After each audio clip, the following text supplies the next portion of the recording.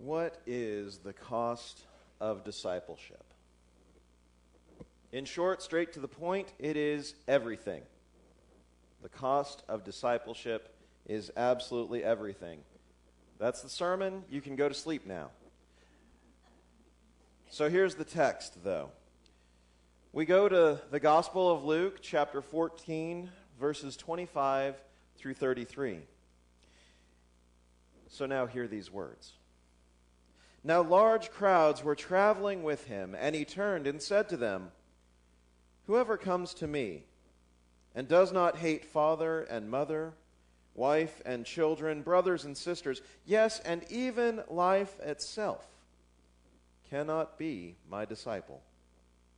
Whoever does not carry the cross and follow me cannot be my disciple. For which of you, intending to build a tower, does not first sit down and estimate the cost, to see whether he has enough to complete it? Otherwise, when he has laid a foundation and is not able to finish, all who see it will begin to ridicule him, saying, 'This fellow began to build and was not able to finish.' Or what king, going out to wage war against another king, will not sit down first and consider whether he is able with 10,000 to oppose the one who comes against him with 20,000? If he cannot, then, while the other is still far away, he sends a delegation and asks for terms of peace. So therefore, none of you can become my disciple if you do not give up all your possessions." This is the word of God for the people of God. Thanks be to God. Jesus is surrounded by followers, perhaps even 1,000 of them. And he offers his wisdom on a situation. He says, hate family, carry the cross, count the cost.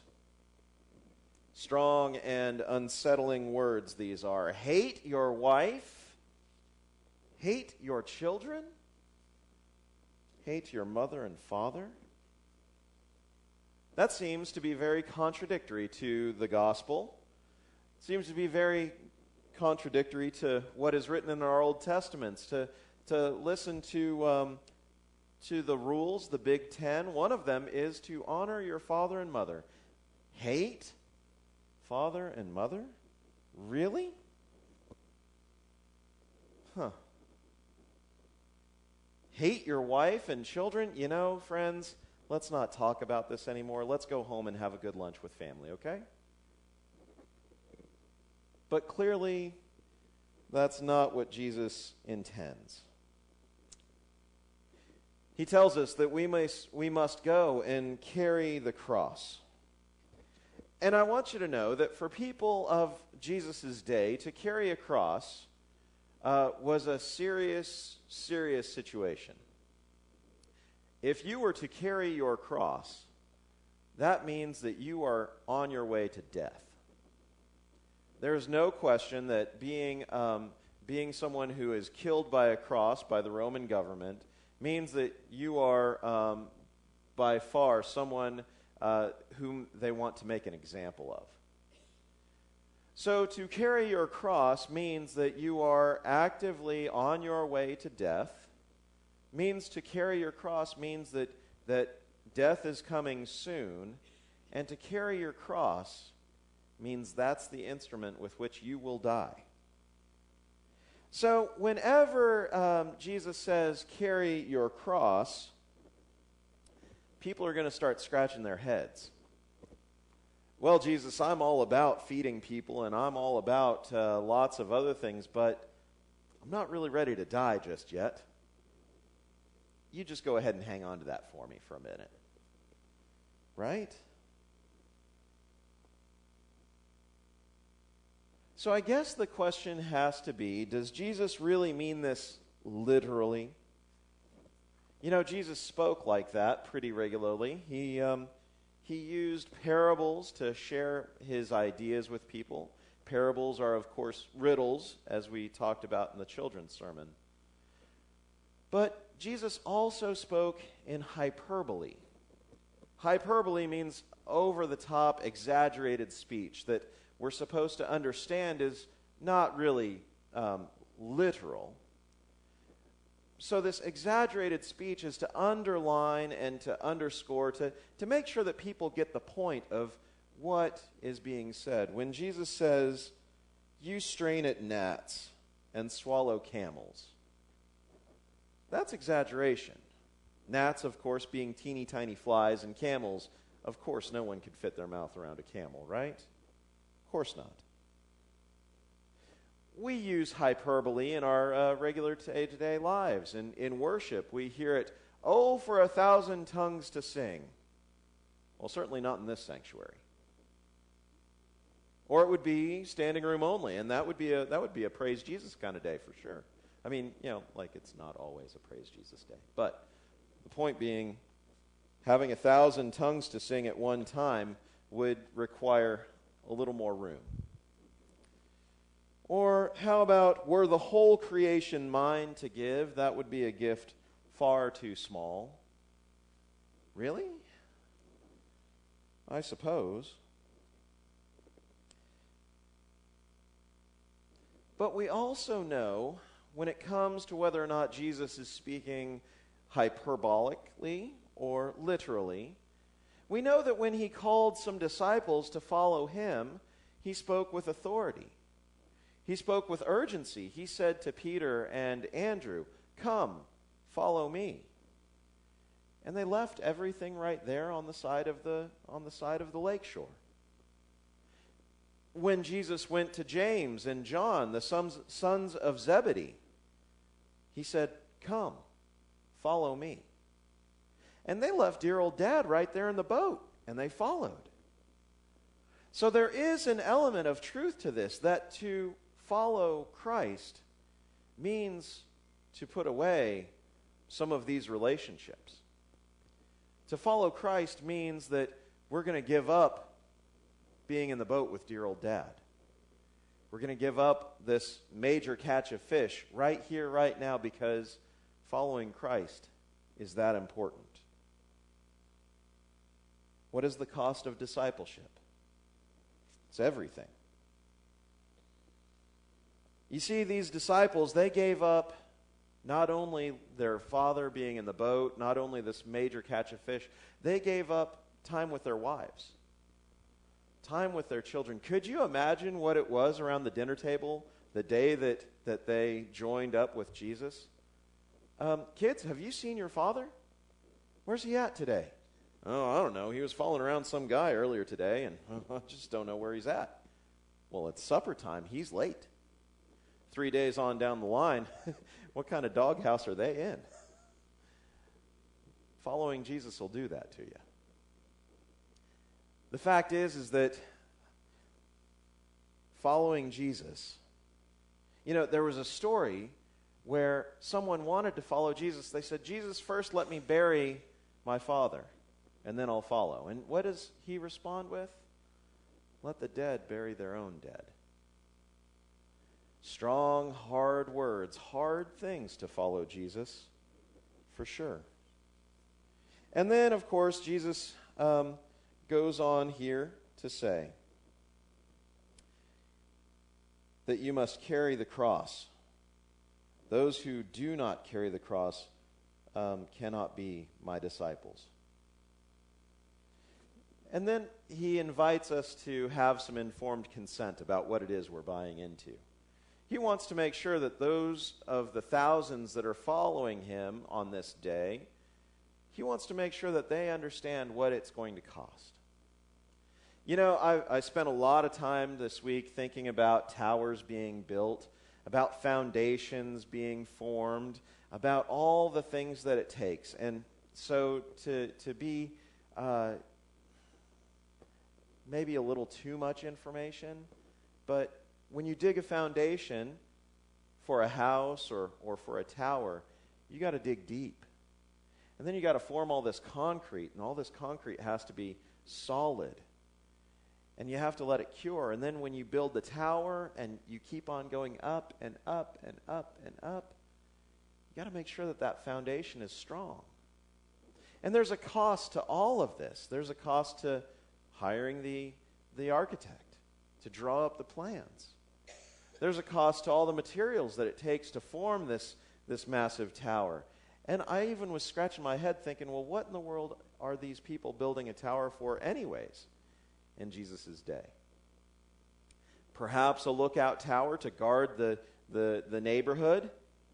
You look from a high up vantage point and can see who might be coming from far away. You might be looking for whether or not there's fire somewhere out in the fields so that you can address that in a quick way.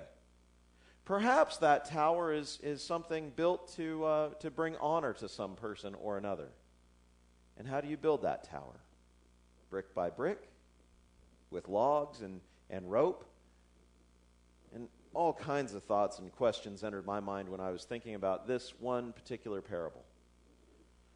And then, of course, Jesus shifts gears on us and says, well, what about a king? A king who's waging war against another king. And when you compare the stories, you realize that one king has 10,000 people, 10,000 warriors, presumably, to fight. And the other king has 20,000 warriors to fight. 2 on 1 are not great odds.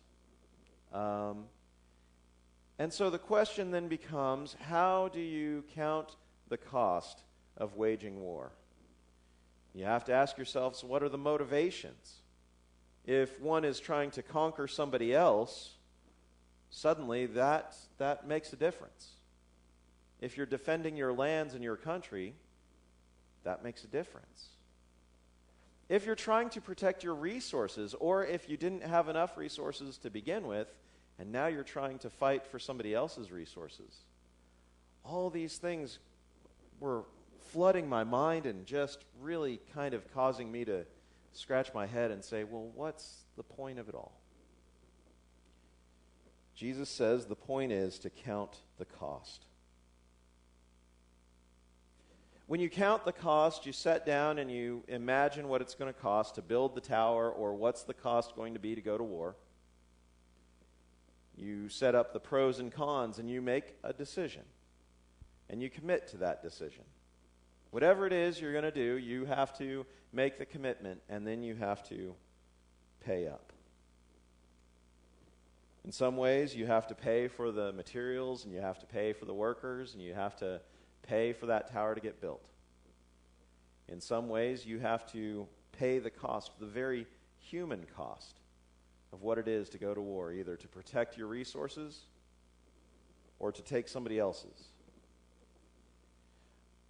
So these parables are a challenge. But at the bottom line, Jesus invites us to count the cost before committing to anything. Know that being a follower of Jesus is costly. Being a disciple of Christ, the cost of discipleship is everything. Being a disciple may cost you family. It may cost you riches. It may cost you resources. Jesus is telling this crowd of people that their loyalty must always be to God first, to God's kingdom first, where loving your neighbor as yourself is no longer a revolutionary act, but is as common as the air we breathe. When Jesus speaks about hating your family, it's possible, using some art with the linguistics, understanding that Greek had a lot of fluid meanings. Hate was not necessarily the hate we know of today. That word in Greek ranges from disfavor to detest. So while the translators of our Bibles say hate, as in detest, the fact is that the Greek word could actually mean dislike or disfavor. It could soften the blow a little bit. But we have to ask ourselves, really, what is Jesus calling us to to an absolute hatred of our families, or just not liking them enough to not show up for 3 or 4 days to the dinner table? I think what Jesus is really calling us to is not to hate family, not to disregard our relationships, not to hate mother and father, and certainly not to hate our wives or husbands, our children. I think that Jesus is inviting us to elevate the strangers in our midst, inviting us to be on an equal playing field where we care about the other as much as we do our family members. Does that make sense?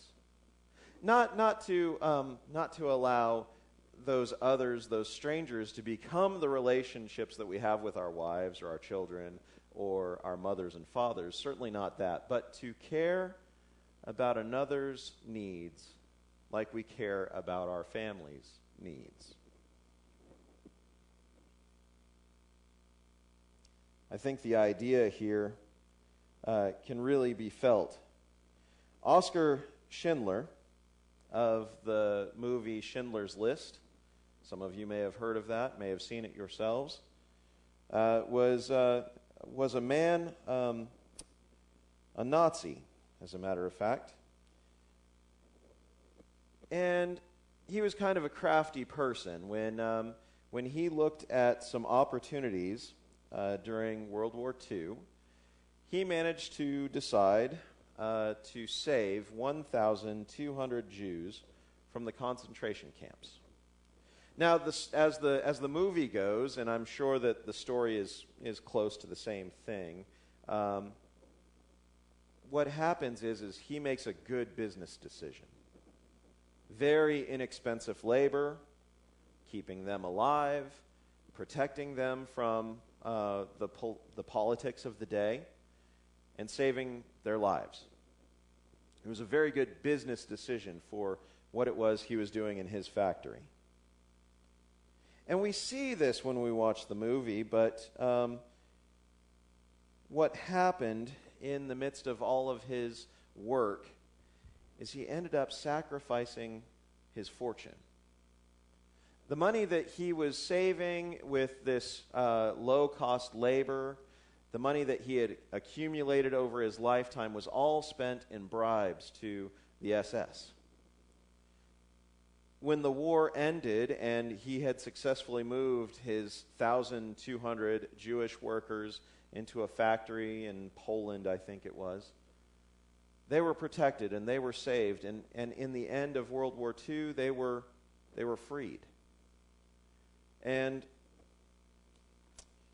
poor Oskar Schindler, he was kind of a hero, but only a hero in so much as he gave up everything.